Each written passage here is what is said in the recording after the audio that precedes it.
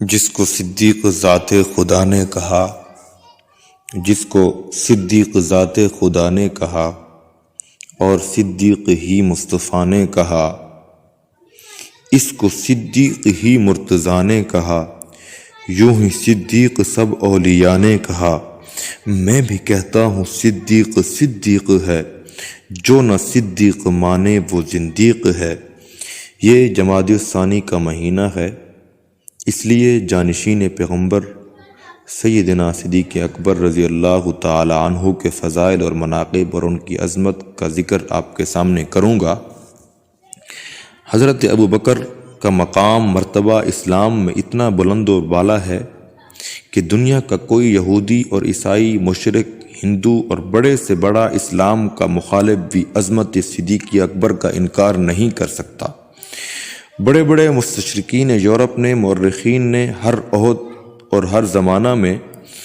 خلیفہ رسول کے ترانے گائے ہیں۔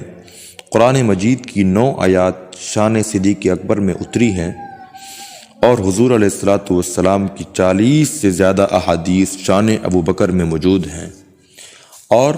کون صدیق اکبر؟ جب سب نفرت کر رہے تھے جو پیار کر رہا تھا اسے ابوبکر کہتے ہیں، جب سب انکاری تھے جو اقراری تھا اسے ابوبکر کہتے ہیں، جب کوئی ساتھ نہیں تھا جو ساتھ تھا اسے ابوبکر کہتے ہیں، جب کوئی کلمہ نہیں پڑھ رہا تھا جس نے کلمہ پڑھا اسے ابوبکر کہتے ہیں، جب حضور بلاتے تھے جو سب سے پہلے آتا تھا اسے ابوبکر کہتے ہیں، جس نے محبت کا اظہار کیا اسے ابوبکر کہتے ہیں، جو محبت میں آگے بڑھ گیا تھا اسے ابوبکر کہتے ہیں، جو پیغمبر کی محبت میں فنا تھا اسے ابوبکر کہتے ہیں، جو حمایت میں کھڑا تھا اسے ابوبکر کہتے ہیں، جو پیغمبر پر قربان ہو رہا تھا اسے ابوبکر کہتے ہیں، جس نے ساری دنیا سے تعلق توڑا تھا اسے ابوبکر کہتے ہیں، جس نے دولت نبی پر نچھاور کر دی تھی اسے ابوبکر کہتے ہیں، جس نے بیٹی نبی کو دی تھی اسے ابوبکر کہتے ہیں، جس نے مال حضور کو دیا اسے ابوبکر کہتے ہیں، جو پیغمبر کے ساتھ ہجرت میں چلا اسے ابوبکر کہتے ہیں، جو غار میں ساتھ آیا اسے ابوبکر کہتے ہیں، جس نے کندھوں پر نبی کو اٹھایا اسے ابوبکر کہتے ہیں، جو لے کر چڑھا اسے ابوبکر کہتے ہیں، جس نے گود میں لٹایا اسے ابوبکر کہتے ہیں، جس نے تنہا 3 دن 3 رات مسلسل محبوب کے چہرے کا دیدار کیا اسے ابوبکر کہتے ہیں، جس کو پیغمبر نے اپنی رفاقت کے لیے چنا اسے ابوبکر کہتے ہیں، جو ہجرت میں ساتھ تھا اسے ابوبکر کہتے ہیں، جسے رفیق بنایا اسے ابوبکر کہتے ہیں، جسے خلیل بنایا اسے ابوبکر کہتے ہیں، جسے پیغمبر نے اپنا سسر بنایا اسے ابوبکر کہتے ہیں، جو بچپن میں بھی حضور کے ساتھ تھا اسے ابوبکر کہتے ہیں، جو لڑکپن میں بھی ساتھ تھا اسے ابوبکر کہتے ہیں، جو جوانی میں بھی ساتھ ہے